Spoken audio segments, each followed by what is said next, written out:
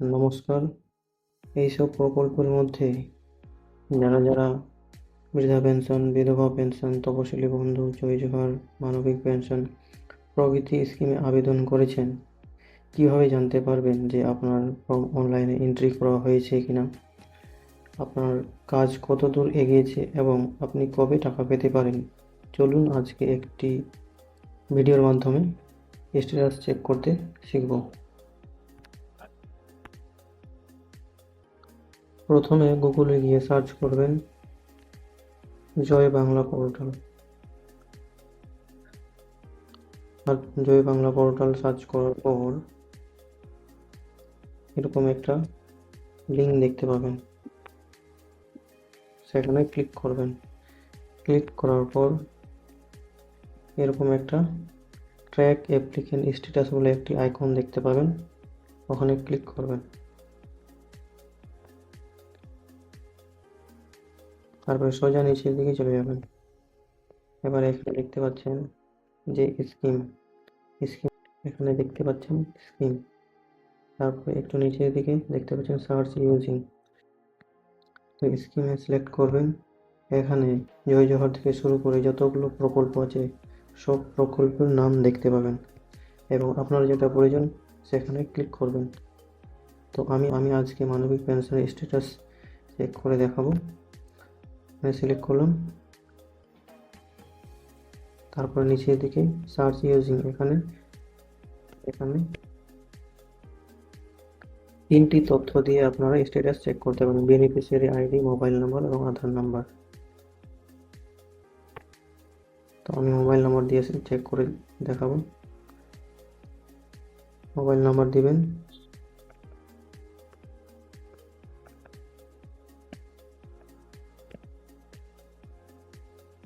তারপরে নিচের দিকে ক্যাপচা ফিল আপ করবেন।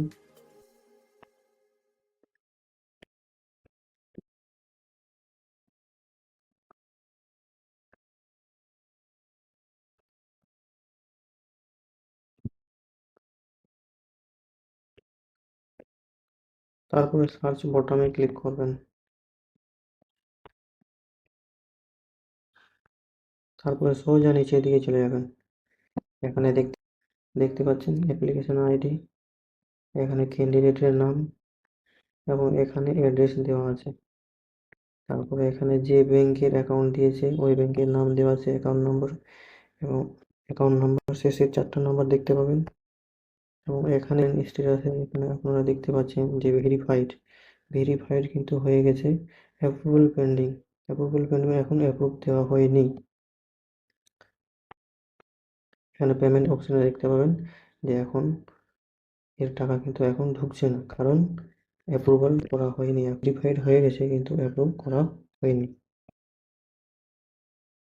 তো এভাবে আপনারা অতি সহজে মোবাইলের মাধ্যমে স্ট্যাটাস চেক করতে পারবেন। এবার আমি আপনাদেরকে শেখাবো যে বিধবা পেনশন কিভাবে চেক করবেন। এই নিচের দিকে চলে যাবেন, নিচের দিকে দেখতে পাচ্ছেন এই যে বিধবা পেনশন, এখানে ক্লিক করবেন। আপনি তিনটি তথ্যের মধ্যে যে কোনো একটি দিলেই স্ট্যাটাস চেক করতে পারবেন: বেনিফিশিয়ারি আইডি, মোবাইল নাম্বার, আধার নাম্বার। তো আমি মোবাইল নাম্বার দিয়ে চেক করে দেখাবো।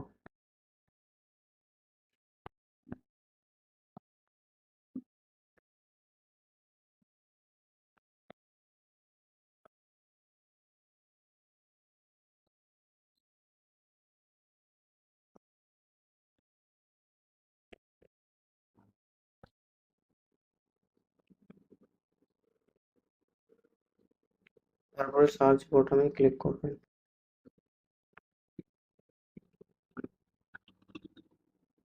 তারপরে সোজা নিচের দিকে চলে যাবেন। এবার এখানে দেখতে পাচ্ছেন বেনিফিশিয়ারি আইডি, এই যে এখানে। তারপর এখানে ক্যান্ডিডেটের নাম, তারপরে এখানে অ্যাড্রেস দেখতে পাচ্ছেন।